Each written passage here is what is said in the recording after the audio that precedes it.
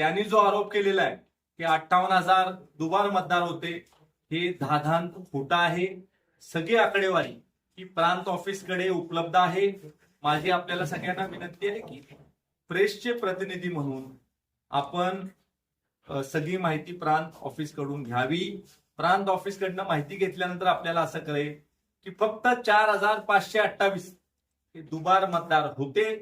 SIR मध्ये मतदान व्यवस्थित करण्यासाठीची जी प्रक्रिया झाली किंवा मतदान जे दुबार होतं ते कमी करण्यासाठी किंवा इतर मतदान कमी करण्यासाठी जी प्रक्रिया झाली ती पार पडलेली आहे. आणि त्यामुळं हे जे मतदार आले होते मतदान प्रक्रियेमध्ये, हे मतदान आता कमी झालेलं आहे. पण हे जे खोटे आरोप होतात आहे की 58,000 होते, 46,000 होते, काय वेगवेगळे आकडे देतात, हे चुकीचं आहे. आणि त्यामुळं माझी आपल्याला दुसरं एक आपल्याला सांगणं आहे की देशामध्ये मतदान वाढीचं प्रमाण हे साधारणतः 8% आणि आपल्या मतदारसंघामध्ये 2009 ते 14 हे 9% जास्तनी मतदान वाढलं.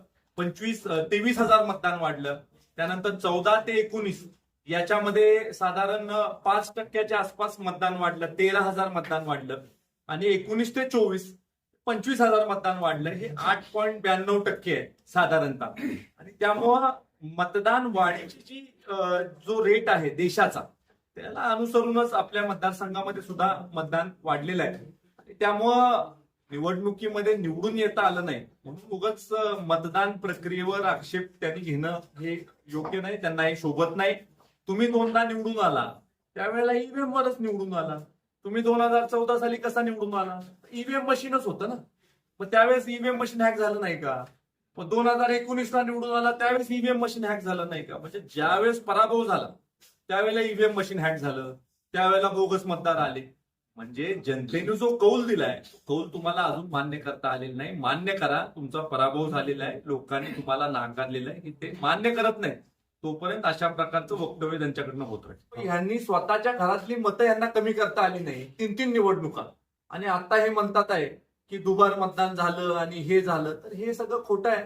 आणि शेवटी त्यांनी पराभव पचवायला शिकलं पाहिजे.